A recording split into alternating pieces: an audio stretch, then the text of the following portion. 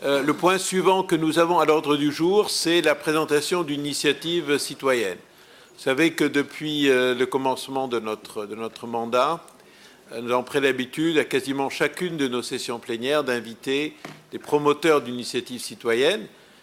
Bien entendu, ça ne veut pas dire chaque fois que nous partageons totalement tous les idées qui sont dans cette initiative, mais c'est un moyen de donner de la visibilité aux initiatives, bien sûr, qui ont été reconnues, estampillées comme légitimes par la Commission européenne, de leur donner de la visibilité, de dialoguer avec les porteurs de ces initiatives. Aujourd'hui, c'est un grand plaisir que j'accueille des personnalités, dont certains que je connais très bien, qui ont lancé cette initiative New Deal for Europe. Tout le monde connaît le New Deal, on se souvient du New Deal du président Roosevelt, et je pense qu'ils vont nous expliquer pourquoi et comment ils pensent qu'une initiative telle qu'un New Deal serait aujourd'hui utile pour l'Europe. Tout le monde a suivi les résultats des élections européennes du 25 mai dernier, entre le 23 et le 25 mai dernier, avec des résultats contrastés selon les pays, et avec le mandat qui a été donné lors du Conseil européen du 27 mai au président Herman Van Rompuy de définir, avant de se pencher sur la question délicate du choix des personnalités pour les différents postes, notamment le président de la Commission européenne, de se pencher sur le Conseil a appelé un nouvel agenda pour l'Europe, à savoir quelles nouvelles initiatives pour répondre aux souhaits des citoyens qu'ils ont exprimés dans leur vote.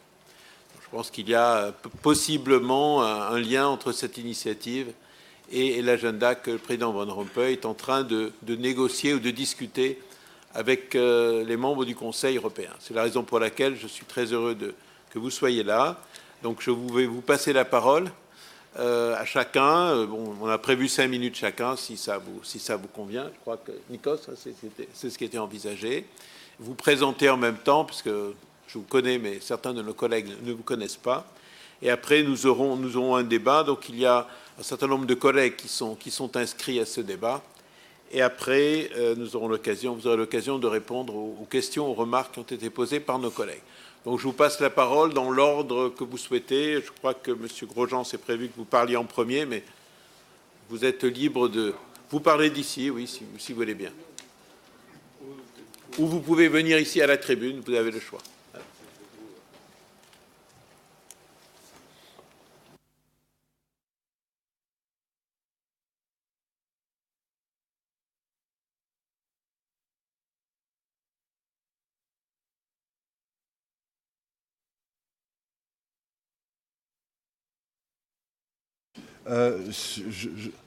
On ne m'entend pas, là?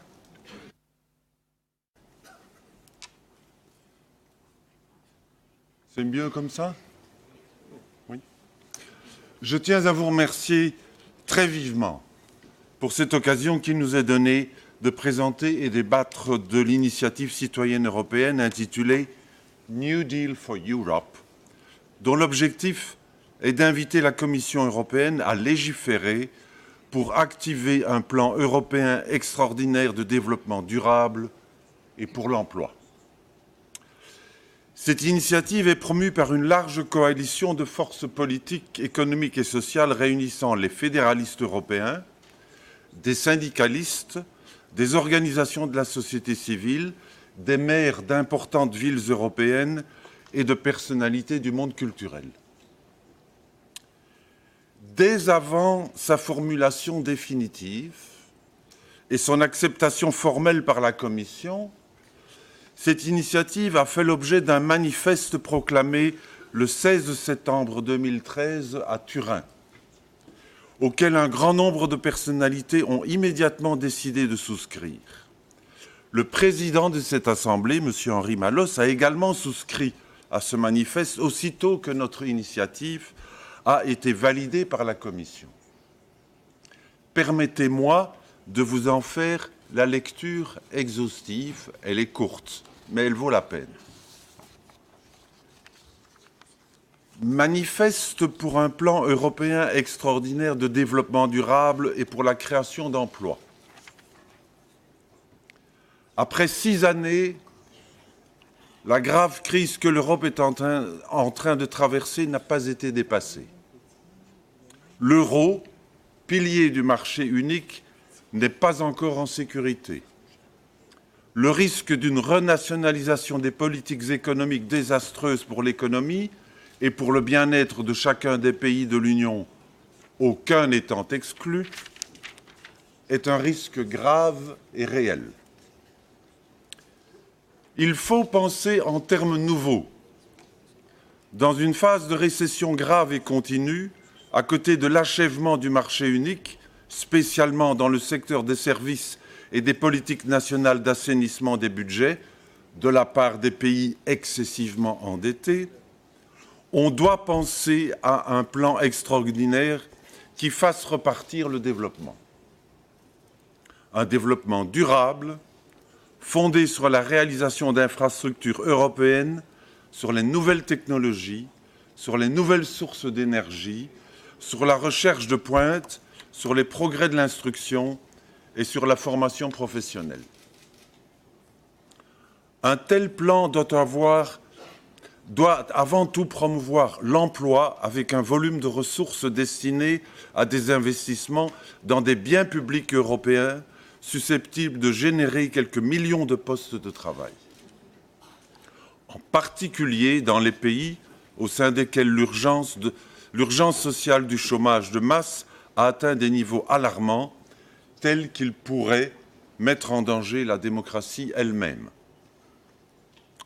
Ces ressources financières supplémentaires peuvent être obtenues en mobilisant des ressources propres et des ressources mises à disposition par la Banque européenne d'investissement. M. Paolo Ponzano en parlera plus amplement. La coopération intergouvernementale s'est avérée totalement insuffisante. Le Parlement européen va être modifié lors des élections de 2014. Je vous rappelle que ce texte a été publié en septembre 2013.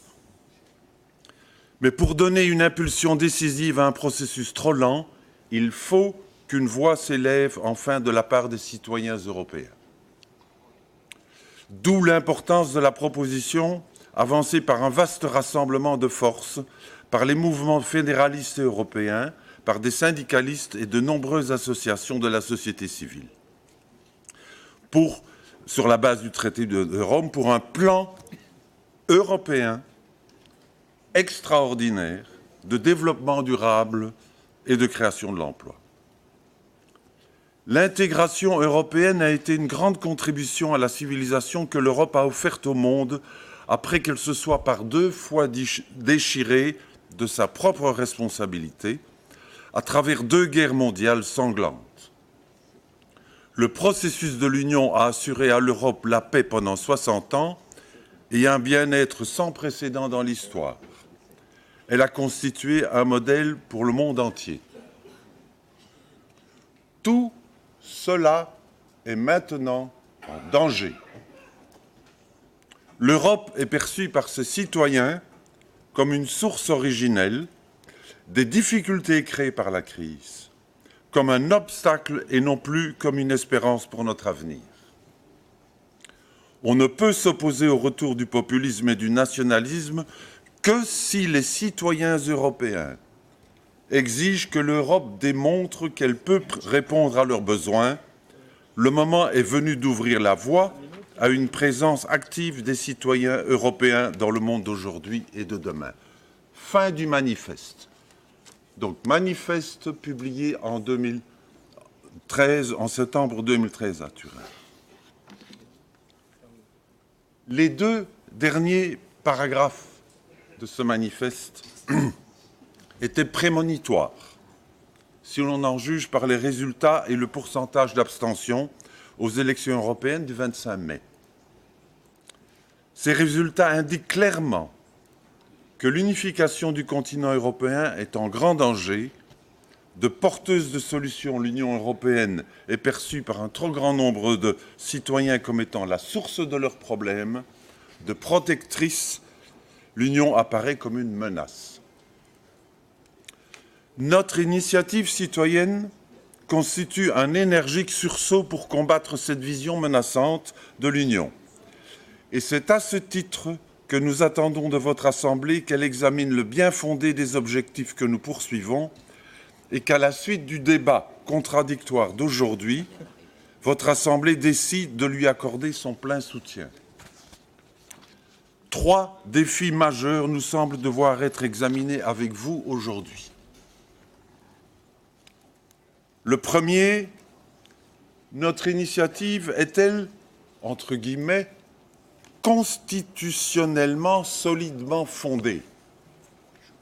Est-elle conforme aux prescrits du traité de Lisbonne et des lois de l'Union? Certes, la Commission européenne a déjà formellement reconnu l'admissibilité ou l'éligibilité de notre initiative. Mais nous souhaitons examiner avec vous comment nous pourrions ensemble exercer une pression politique sur la Commission pour qu'elle donne une suite rapide à l'initiative citoyenne, en particulier quant au caractère européen et extraordinaire du plan que nous préconisons. Monsieur Paolo Ponzano, président du comité italien de notre initiative, est ici présent à mes côtés pour répondre aux questions portant sur ce défi. Deuxième thème ou défi que nous voudrions envisager avec vous, notre initiative est-elle, entre guillemets, économiquement bien fondée?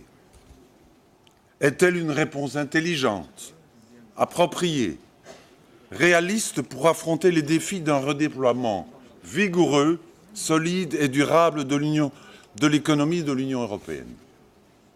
Le professeur Bernard Barthalet, membre du comité français de notre initiative, est ici présent à mes côtés pour répondre aux questions portant sur ce défi. Troisième défi que nous voudrions examiner avec vous, notre initiative se doit d'être une démarche foncièrement citoyenne. Elle ambitionne de susciter la prise de conscience d'une double réalité inéluctable. D'une part, la prise de conscience de ce que les citoyens européens sont de plus en plus interdépendants les uns des autres. Certes, le génie propre de chacun de nos États nationaux n'a pas soudainement sombré dans l'oubli, mais il n'est plus à la hauteur des défis de la mondialisation. Face à ces défis, il est illusoire d'imaginer qu'un État puisse encore, seul et isolé, assurer la paix et le bien-être de son peuple. Notre avenir commun doit être désormais partagé, et pour le forger ensemble, nous devons fusionner nos intérêts communs et ne plus nous contenter d'en maintenir le simple équilibre. Première prise de conscience que nous voudrions faire susciter par cette initiative. Deuxième, il appartient aux citoyens européens de dire haut et fort quels sont les intérêts communs qu'ils souhaitent fusionner et comment ils souhaitent les fusionner. L'Union doit se construire non pas seulement pour ses citoyens, mais foncièrement et avant tout avec le concours de ses citoyens. C'est la raison d'être de leur droit d'initiative citoyenne. En tant que secrétaire du Forum permanent de la société civile européenne depuis 10 ans, il me reviendra de répondre aux questions relatives à ce troisième défi. Monsieur le Président, Mesdames et Messieurs les conseillers, nous vous remercions vivement de l'opportunité que vous nous offrez de débattre avec vous de notre initiative et sommes à votre disposition pour répondre à vos questions. Avant cela, je voudrais pendant 2 minutes que M. Paolo Ponzano puisse préciser très exactement l'importance du caractère exceptionnel du plan et de son caractère européen. Je vous remercie beaucoup.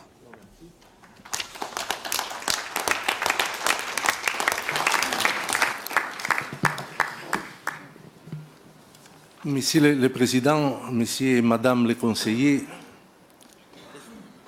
permettez-moi d'ajouter quelques mots aux propos que M. Grosjean vous a déjà adressés.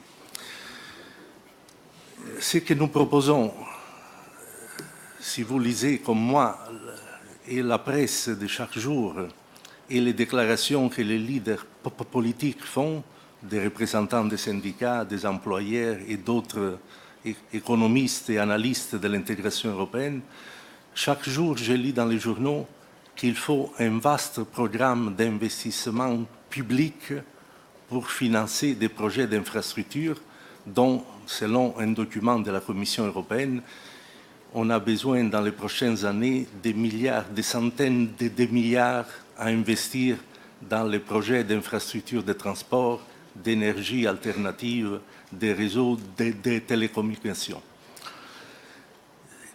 Qui est-ce qui peut financer ce vaste programme si les États membres n'ont pas de ressources à cause des critères du pacte de stabilité et du fiscal compact?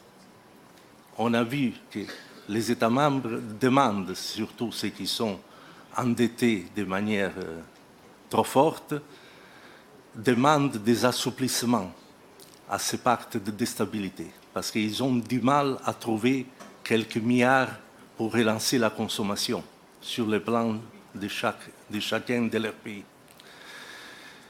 Donc, il n'est pas possible, même à supposer que l'Union européenne soit d'accord pour rendre plus flexible, pour assouplir les critères du pacte de stabilité, par exemple en exemptant du calcul du 3% du produit intérieur brut les dépenses nécessaires pour financer des investissements, il n'est pas certain que les marchés financiers ne pénaliseraient pas ces pays qui augmenteraient leur déficit budgétaire par l'augmentation des taux d'intérêt. Donc, même à supposer, et nous ne sommes pas sûrs que l'Union européenne puisse accorder cette flexibilité, ça serait un endettement supplémentaire de la part des États et donc avec des conséquences sur les taux d'intérêt. Ce qui revient à dire que seule l'Europe, seule au niveau européen, dans un marché unique où il y a de la concurrence entre chaque pays, on ne peut pas relancer la consommation dans un pays seul. Il faut que la relance économique soit partout dans les pays de l'Union européenne et qu'il y ait un montant budgétaire, un investissement très important qui soit consacré à ces plans de relance pour lesquels on aura besoin de nouvelles ressources. Alors, nous aurons la possibilité après de discuter d'où viennent ces ressources. Nous proposons qu'il y ait de nouvelles ressources propres. Évidemment, nous savons très bien qu'il faudra quelques temps, quelques années pour mettre en place de nouvelles ressources propres, mais il y a des solutions que la Commission a déjà esquissées qui permettraient de créer un instrument financier au niveau de l'Union européenne pour lequel il suffirait d'injecter de nouvelles ressources, même à un niveau très réduit, mais en utilisant ce qu'on appelle des zéro project bonds, c'est-à-dire des zéro obligations, qui donneraient la possibilité de financer ces vastes programmes d'investissement, parce qu'à différence des États membres, le budget européen n'a pas de dette. Ça, c'est la grande différence. Tous les pays, ou la plupart des pays, ont des dettes très importantes. Le budget européen n'a pas de dettes. Donc, c'est lui qui peut financer ces programmes d'investissement. Je vous en remercie. Merci beaucoup, Monsieur Ponzano. Peut-être professeur Barthalet, vous voulez ajouter quelque chose? Je vous en prie. Merci, Monsieur le Président. Mesdames et Messieurs les membres du comité, je voudrais simplement souligner la chose suivante, c'est que cette initiative procède de notre triple conviction que la crise qui s'est propagée de la finance de marché à nos systèmes démocratiques n'est pas finie, qu'une stratégie multidimensionnelle, c'est-à-dire à la fois financière et institutionnelle, mais aussi climatique, est indispensable pour en sortir, et que c'est une chance pour la société civile européenne dont vous êtes les représentants de renverser le paradigme économique qui a conduit à la crise. Je dirais qu'une chance de reprendre la main sur les idéologues du tout marché qui disent contre l'économie sociale de marché qui est dans les traités, le marché le plus possible, mais l'État le moins possible, et qui continue de fasciner tout le personnel politique. Je crois qu'il s'agit de revenir à des fondamentaux, le marché autant que possible, mais l'action publique européenne, nationale et locale autant que nécessaire. Et dans le cadre de cette subsidiarité fonctionnelle, une politique européenne de concurrence qui s'applique non pas aux États mais aux entreprises et qui vise l'égalité des chances de celles-ci au lieu de lancer les États et donc nos peuples les uns contre les autres dans un run to the bottom social, fiscal, salarial.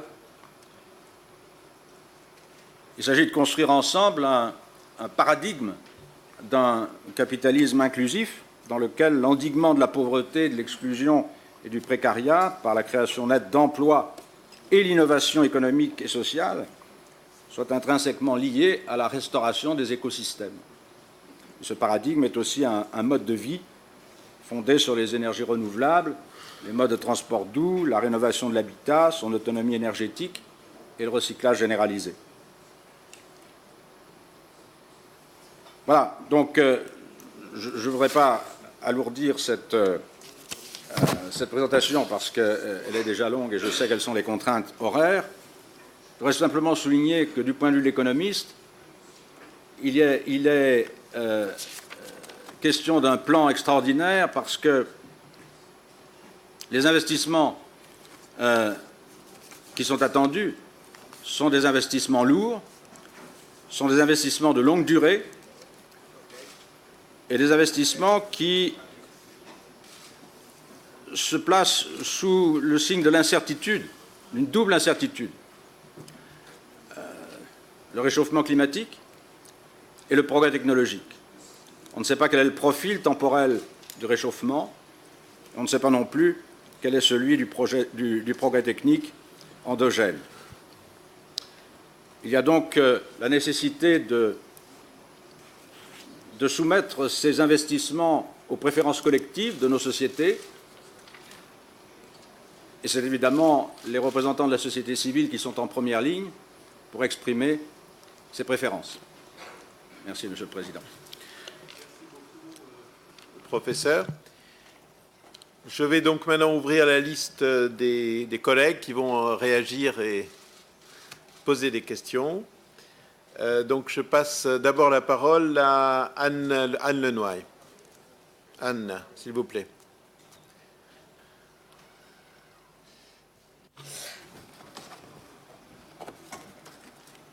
Merci, Monsieur le Président. Donc, je suis membre du groupe des travailleurs de la CGT en France et je suis membre du Comité économique et social européen depuis 14 ans. Donc, il me revient l'honneur de parler quelques minutes pour vous féliciter de cette initiative et accueillir avec mieux que de la bienveillance une initiative citoyenne européenne qui, rappelons-le, a pour principal objectif de soumettre à la Commission européenne, qui a, je dirais, la compétence sur l'initiative législative, de lui soumettre des sujets d'intérêt identifiés, portés, soutenus, revendiqués par le citoyen et la citoyenne européen. Donc, merci de votre présentation. Nous avons un grand intérêt à cette initiative pour un plan extraordinaire de développement durable et pour l'emploi en tant que groupe des travailleurs et notamment la Confédération européenne des syndicats et l'ensemble donc des syndicats européens et des travailleurs soutiennent l'idée d'un plan d'investissement pour l'emploi et le développement industriel et qui mobiliserait 2% du PIB européen pendant 10 ans, à raison de 240 milliards environ d'euros chaque année pendant 10 ans, et qui pourrait à terme permettre la reconstruction ou l'établissement, la création de environ 11 millions d'emplois dans divers secteurs. Par ailleurs, nous soutenons une politique industrielle européenne qui donnerait, qui relancerait la compétitivité, qui répondrait aux nécessités, qui répondrait à l'ensemble des besoins en matière de production, d'énergie, de transport, et basée sur une basse consommation des ressources, telle que la Commission l'a déjà proposé, ainsi que qui permettrait, qui faciliterait une transition vers une économie à bas carbone. L'un relançant l'autre, c'est-à-dire qu'en même temps, une transition vers une économie à bas carbone qui, comme chacun le sait, sera nécessaire pour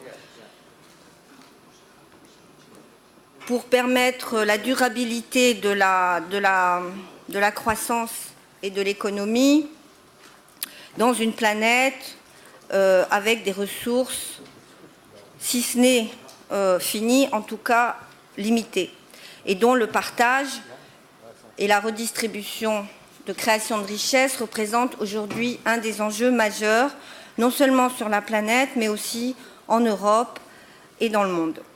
Donc, dans le cadre politique qui est celui de l'après-élection au Parlement européen, vous liez aussi la question, vous liez deux questions, l'initiative lie deux questions, lie la question d'un plan de relance pour le développement durable et la question du fédéralisme, qui pour nous, en fait, est la question de la gouvernance.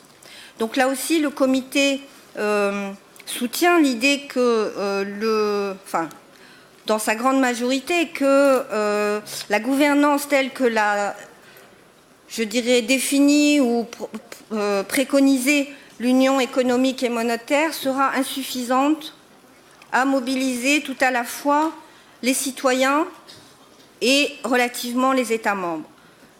Donc nous plaidons, certains plaident ici pour une fédération d'États socialistes, pourquoi pas, d'autres pour une fédération, je dirais, plus basée sur une relance avec de nouvelles ressources propres telles que vous les préconisez.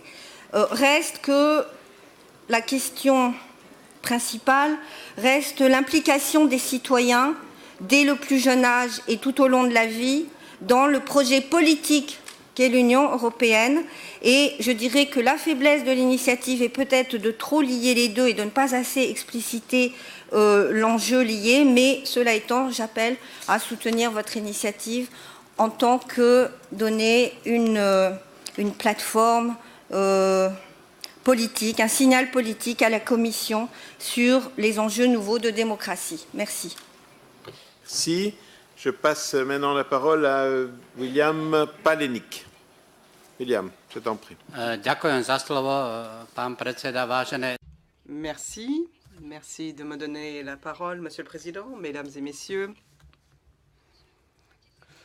Je souhaite participer à ce débat et j'avais l'intention de poser quelques questions. Alors, je me présente d'abord. Je suis membre du comité de Slovaquie.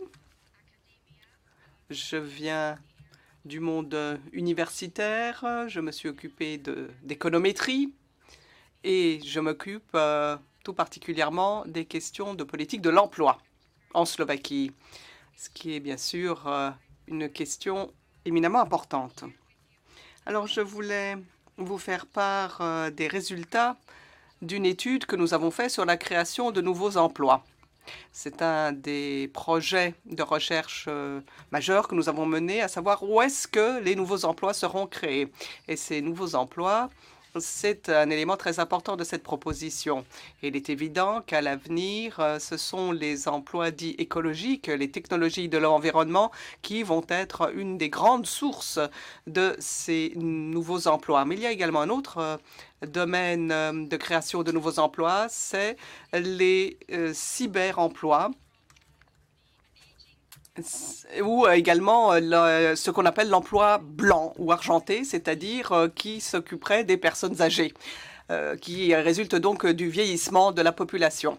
Et puis, on a également évoqué les investissements, mais je crois qu'il faut rappeler que nous parlons avant tout d'investissements dans l'infrastructure. Ce sont ces derniers qui ont sans doute revitalisé l'économie allemande. Et maintenant, il y a une énorme intensité technologique du fait de cette infrastructure, mais qui n'est pas nécessairement créatrice d'emplois. Et donc, c'est un peu difficile d'avoir une attribution optimale de ces investissements pour l'infrastructure. C'est pourquoi j'aimerais évoquer ici les investissements dits sociaux. Nous en avons beaucoup parlé ici au CESE. Je crois qu'il est important à l'avenir de ne pas simplement investir dans l'infrastructure dite dure, donc les routes, tous ces réseaux, mais également l'éducation, l'emploi, donc d'autres domaines.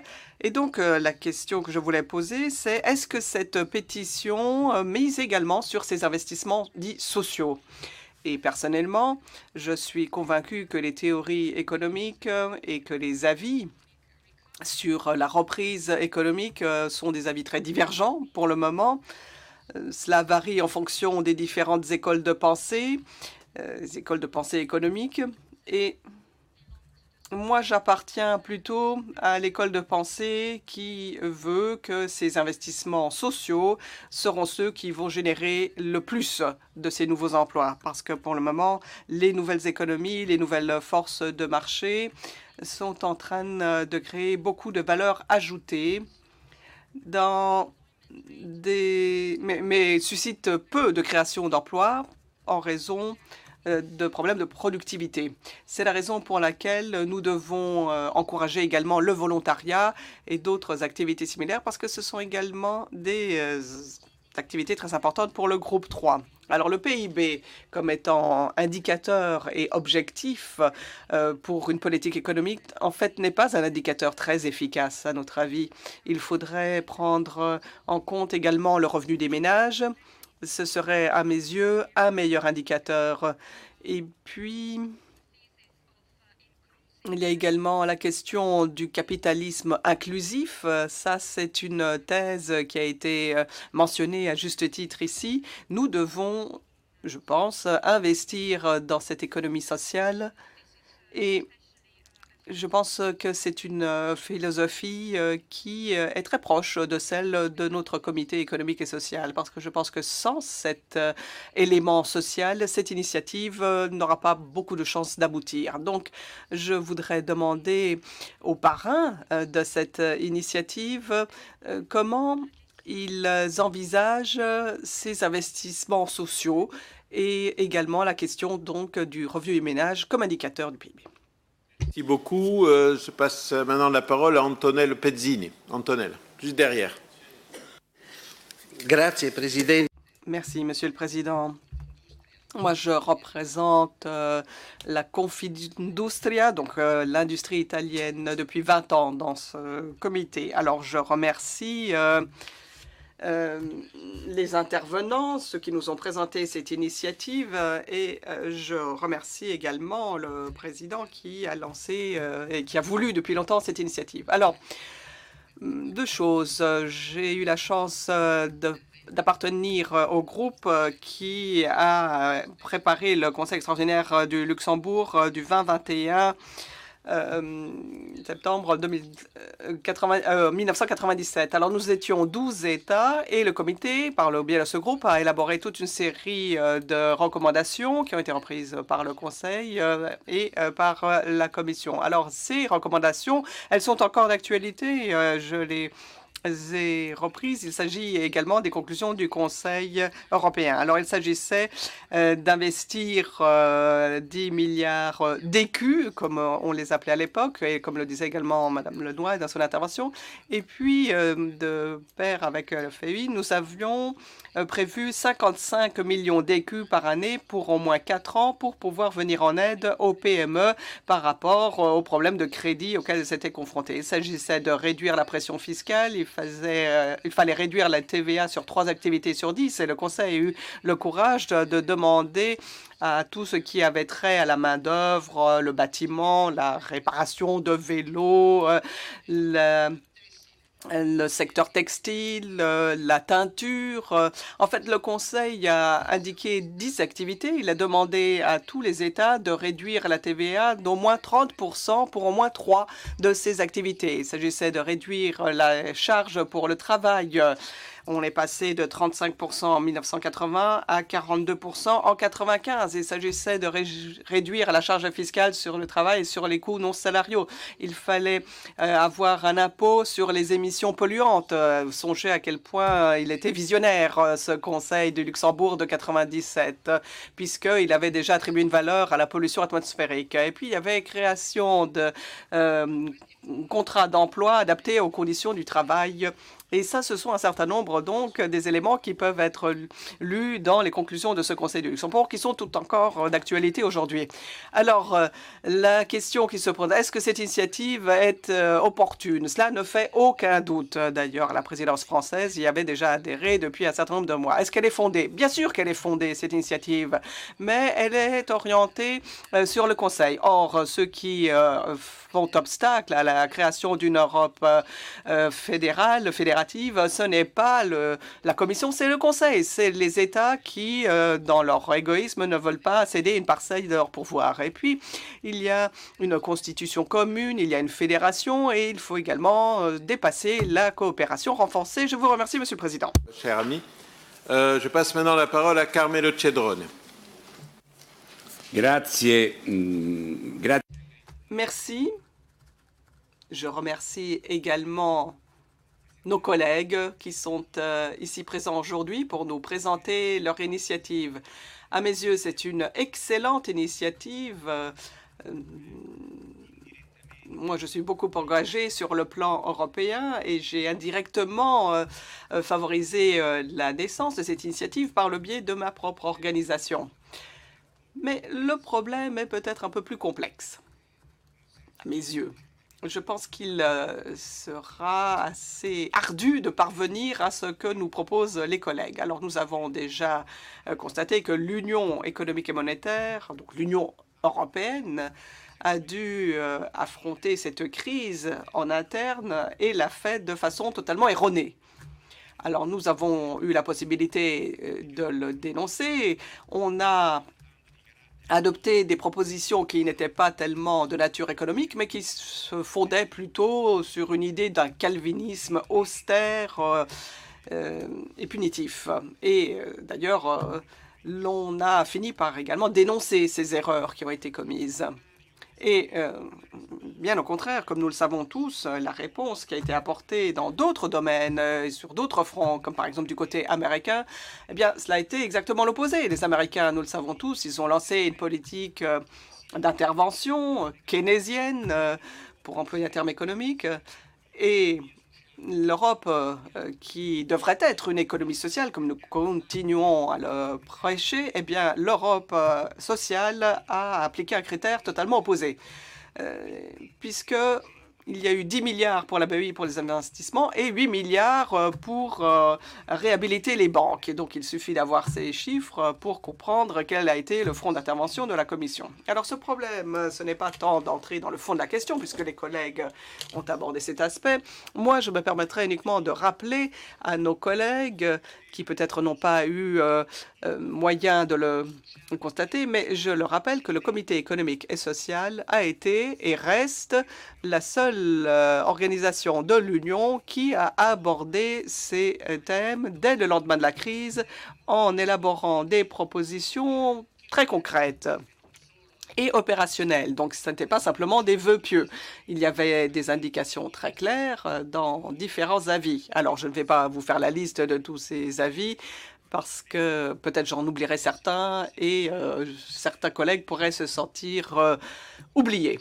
Mais j'aimerais tout de même évoquer un avis. Nous sommes en train de travailler et nous reprenons le travail fait depuis ces années. Or, nous travaillons dans la surdité totale parce que la Commission, vous le savez, agi en réaction par rapport aux décisions du Conseil, mais du côté du Conseil, on a fait fi de tout ce qui a été proposé par notre comité, parce que le Conseil avait opéré d'autres choix. Donc, c'était délibéré. Et donc,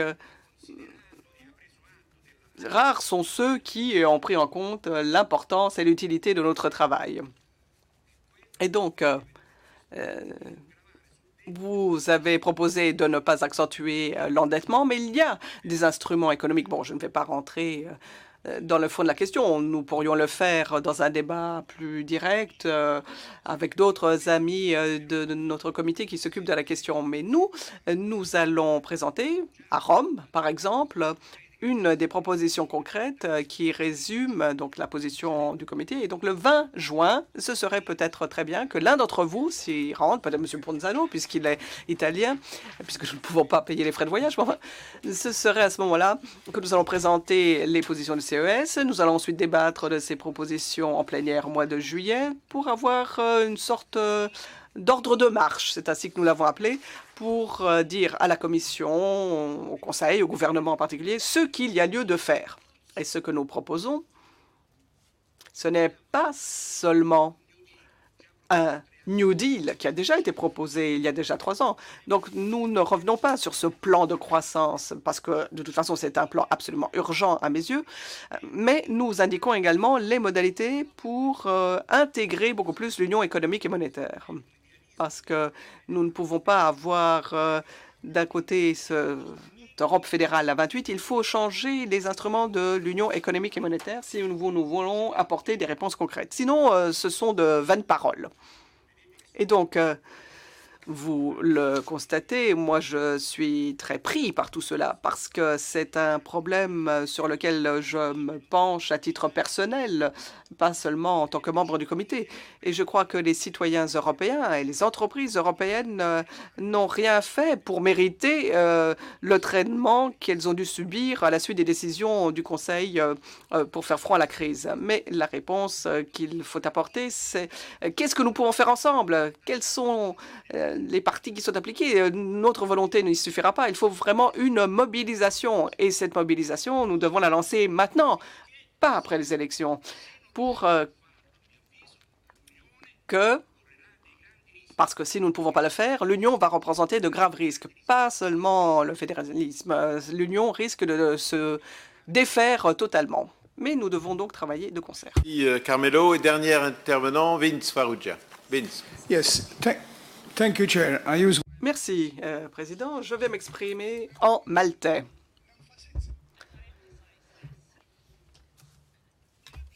Alors, citoyens européens, citoyenneté européenne. En fait, c'est là notre erreur. Nous, citoyens européens, nous leur avons fait peur, je pense, en raison de toute cette terminologie que nous avons employée ces dernières années et également aux différentes stratégies auxquelles nous avons eu recours. D'ailleurs, les résultats des élections du Parlement européen l'ont clairement démontré. 57% de nos citoyens ne se sont même pas déplacés pour aller voter. Et pour moi, c'est un vote de défiance vis-à-vis de nos politiques de ces dernières années. Et c'est le thème le plus important.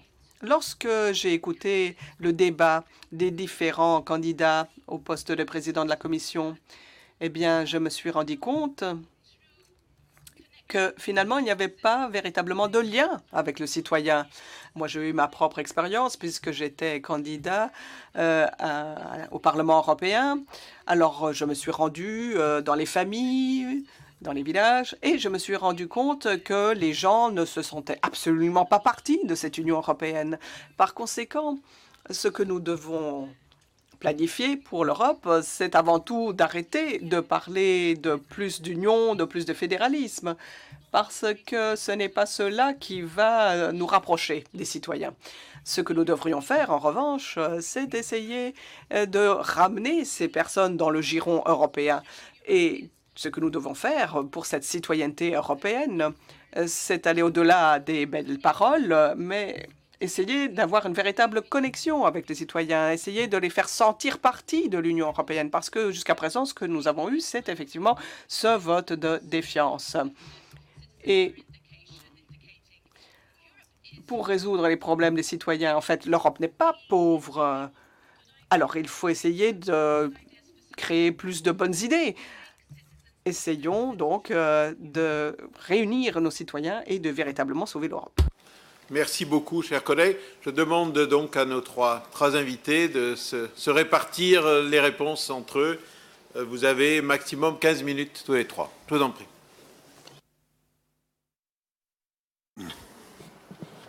Merci, Monsieur le Président.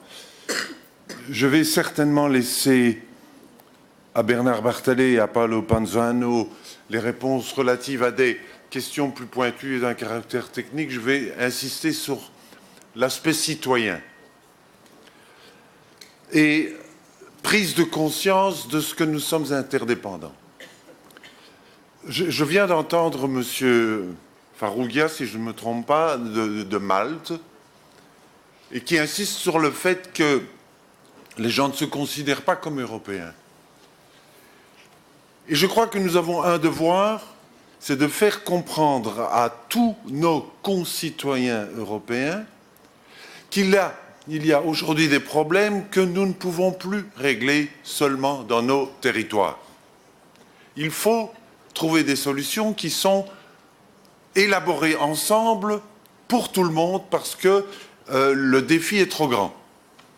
Et donc, c'est un des objectifs essentiels de notre initiative, c'est de faire comprendre, en sollicitant 1 million de signatures, et plus si possible, à des citoyens européens, c'est l'occasion de leur faire comprendre sur une problématique particulière qui est l'investissement et la remise à l'emploi. Mon gars, mon concitoyen, ma concitoyenne, je te demande de signer parce que nous devons résoudre ce problème ensemble. On ne peut pas le résoudre individuellement dans chacun de nos États. La deuxième remarque que je voudrais faire à tous ceux qui ont pris la parole et qui ont marqué non seulement leur sympathie, mais leur soutien et leur approbation de notre initiative, permettez-moi de vous demander plus que ça. Puis-je vous demander de nous épauler politiquement pour produire des avis, des études et des recommandations adressées non pas seulement à la Commission, parce que, si je ne me trompe pas, Monsieur le Président, le Comité économique et social européen est une instance d'avis non pas seulement à la Commission, mais au Parlement également, si j'ai bien lu le traité de Lisbonne. Et donc je vous demande de vous adresser aux parlementaires européens, parce que beaucoup de parlementaires européens, avant les élections, et sans doute après les élections, nous ont dit « c'est une bonne initiative ». Et quand elle viendra devant nos yeux et à l'agenda de nos travaux au Parlement, nous nous engageons à soutenir cette initiative. Ils l'ont écrit, hein, ils l'ont écrit, et la liste de ceux qui ont dit « si nous sommes élus, nous vous soutiendrons », elle figure sur le site Internet. Et donc je demande sincèrement également au Comité économique et social d'être un organe d'avis et d'incitation auprès des parlementaires européens pour qu'ils n'hésitent pas à, puis-je exprimer une expression un peu vulgaire, botter les fesses de la Commission pour qu'elle ne réponde pas d'une manière dilatoire en disant « oui, d'accord, ça pourra se faire, mais enfin, il y a tel article du traité de Lisbonne qui ne permet pas que, etc. etc. » Et M. Ponzano a tous les arguments pour répondre à ce jeu. Donc, merci pour votre soutien, mais s'il vous plaît, soyez à nos côtés pour défendre politiquement cette initiative citoyenne, non seulement pour que nous réussissions à avoir 1 million de signatures, il faut se mobiliser pour ça, et ensuite, si on les a, de faire le travail politique auprès de la Commission. Je vous remercie beaucoup. Merci beaucoup. Je passe la parole à l'un des deux. Monsieur Ponzano. Oui, merci, Monsieur le Président. Je voudrais d'abord remercier les conseillers qui se sont exprimés en faveur de cette initiative. Bien sûr, il y a des précisions à donner et même dans ces textes que nous avons rédigés, il y a manière de compléter.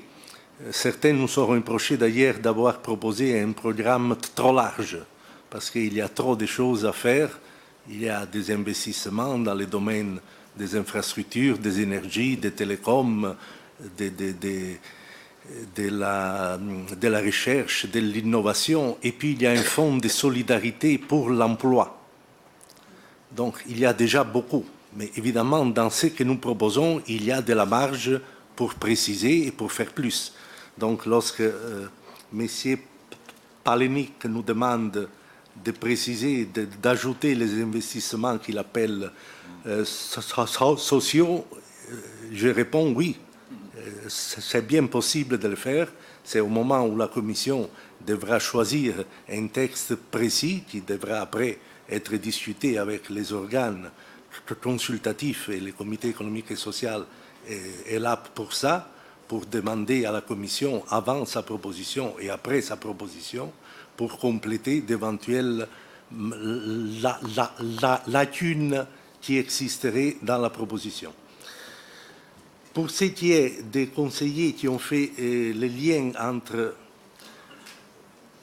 cette initiative et la gouvernance européenne plus générale, je voudrais répondre, chacun de nous a ses préférences. Moi, personnellement, je serai en faveur de concevoir ces plans comme un premier pas vers un système de gouvernance européenne plus fédéral, mais indépendamment de notre préférence, il y a une chose qui est certaine. Tous les économistes ont dit ça. Les instruments que nous avons actuellement dans l'Union économique et monétaire ne suffisent pas pour garantir la survie de la monnaie unique en cas d'attaque spéculative. Il faut des mécanismes de sauvegarde qui permettent de contrecarrer les chocs, ce qu'on appelle en économie les chocs asymétriques.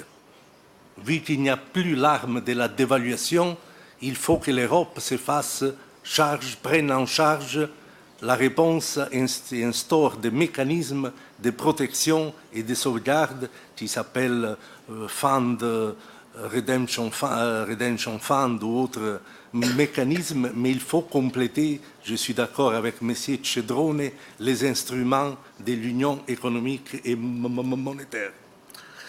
Pour ce qui est de M.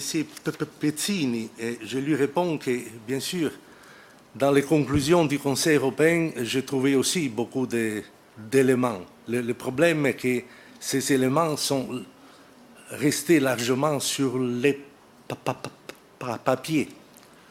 Si je peux faire un petit rappel, le Conseil européen encore plus récent, de juin 2012, avait adopté un pacte pour la croissance et l'emploi pour une valeur de 120 milliards d'euros. Où est-ce qu'il est, ce plan? Il y avait 55 milliards recyclés de fonds structurels. Eh bien, ces fonds structurels n'ont pas été utilisés entièrement. Ils vont soutenir souvent des micro-projets qui ne donnent pas de choc à l'économie et qui ne permettent pas la relance et la création d'emplois. Et il y avait 60 milliards de la Banque européenne d'investissement. Mais la Banque européenne d'investissement ne peut pas consacrer ces 60 milliards s'il n'y a pas un cofinancement de la part des États membres. Et si les États membres n'ont pas de ressources pour faire le cofinancement, les 60 milliards de la BI restent sur le papier, ne sont pas utilisés. Donc, je connais très bien toutes les conclusions du Conseil européen, mais nous demandons maintenant de traduire ces conclusions du Conseil européen dans un acte législatif. L'acte législatif, à différence des conclusions du Conseil européen, a une valeur contraignante, obligatoire. Donc c'est ça qu'il faut. Ça suffit d'avoir des conclusions du Conseil européen qui restent là, qui ne sont pas exécutées. Il faut les traduire dans un acte législatif. C'est ça l'essence de notre initiative. Voilà, je laisse à mon collègue Bernard Barthelet d'autres réponses, surtout sur les aspects plus strictement économiques. Merci. Merci. Oui, alors, moi, je vais effectivement concentrer mon attention sur 3 points. Après avoir salué la convergence forte avec le groupe des travailleurs, la personne qui s'est exprimée en son nom, dont malheureusement je n'ai pas noté le nom, a bien exprimé une considération qui est au cœur de notre initiative, c'est la notion de renforcer la compétitivité de l'Europe vis-à-vis du monde et pas au détriment de la cohérence à l'intérieur de l'Union, ce qui est le cas depuis évidemment les politiques d'austérité. Donc il s'agit bien de compétitivité vis-à-vis du reste du monde. Bon, un premier point, c'est évidemment la liste des investissements ou des champs dans lesquels ces investissements vont s'appliquer n'est pas exhaustive. Mais nos experts, et je pense en particulier au professeur Aglietta, qui est l'auteur d'un livre, Un New Deal pour l'Europe, est parfaitement conscient, comme tous les autres, de l'ouverture nécessaire à toutes les réserves de création d'emplois possibles. Nous ne sommes pas fermés à quoi que ce soit. J'aurais une petite réserve en tant qu'économiste sur le numérique, parce qu'il n'est pas avéré que la création nette d'emplois soit assurée dans ce domaine. Le numérique détruit des emplois souvent autant qu'il en crée. Donc la question reste un peu sujette à caution. Mais tout ça est tout à fait cohérent avec l'idée que notre plan, qui aurait pu s'appeler d'ailleurs une stratégie, est un plan stratégique. Il est extraordinaire parce qu'il est stratégique. On n'est pas dans le ponctuel, dans le court terme, hein, on est dans la stratégie. Donc, qui dit stratégie dit accentuation d'un certain nombre de points extrêmement forts, comme évidemment la conversion énergétique, par exemple. Je dis ça en réponse à M. Palénic, qui a souligné ce point. Et également, les doutes qu'on peut avoir sur les instruments de mesure classiques comme le PIB, bien évidemment. La deuxième remarque que je voudrais faire, c'est qu'il est un seul moyen de sortir les pays en difficulté de la crise, c'est d'y investir. Car il s'agit aujourd'hui de reterritorialiser l'investissement. Hein.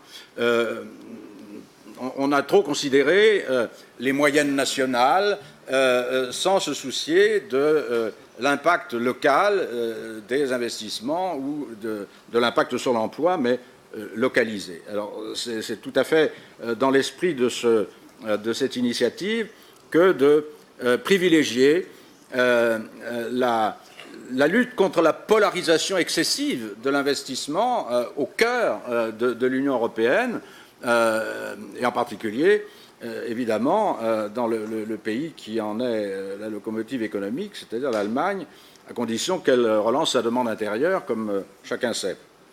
La troisième remarque que je voudrais faire, c'est la prise en compte de l'environnement institutionnel. Hein. Il est clair que nous ne raisonnons pas totalement à environnement constant. Dans notre initiative, il y a évidemment, sont sous-entendus l'achèvement de l'union bancaire, la séparation des activités commerciales et d'investissement, disons une Glass-Steagall Act européenne, la marche vers un trésor fédéral européen, en passant par une étape probablement intermédiaire d'un institut budgétaire, comme on avait fait un institut monétaire pour accéder à la Banque centrale. Tout ça, nous en sommes parfaitement conscients. Et également, plus profondément, mais même si l'aspect de financement n'est pas travaillé autant dans le détail, dans l'initiative que dans les écrits d'un certain nombre d'experts, l'exigence, par exemple, d'un nouveau type d'intermédiation financière. Il serait ridicule, grotesque, de compter sur la finance de marché pour financer ces investissements. Donc il faut de nouveau, il faut inventer une nouvelle intermédiation financière à l'échelle européenne, et en particulier dans la zone euro, pour financer cette initiative. Voilà, c'est la seule remarque que je voudrais faire. Merci beaucoup, et donc merci à nos invités. Merci aux collègues qui ont participé à ce débat. Donc je rappelle que vous pouvez, je pense que le comité pourra mettre quelque part, Monsieur Barrett, si on pourrait mettre quelque part les indications du site web de cette initiative pour que les collègues puissent, s'ils le souhaitent, bien sûr, répercuter cette initiative. Et merci donc aussi d'avoir fait le lien avec les avis du comité, comme d'ailleurs Carmelo l'a rappelé tout à l'heure. Donc merci, et vous êtes... une minute, mais juste une minute parce que nous avons un invité. Je suis désolé. Oui. Laissez-moi quand même une minute, Monsieur le Président, pour vous remercier de nous avoir acceptés au cours de votre Assemblée. Et c'est ce que je voulais faire sans prendre plus de temps. Merci beaucoup. Oui, merci de votre venue.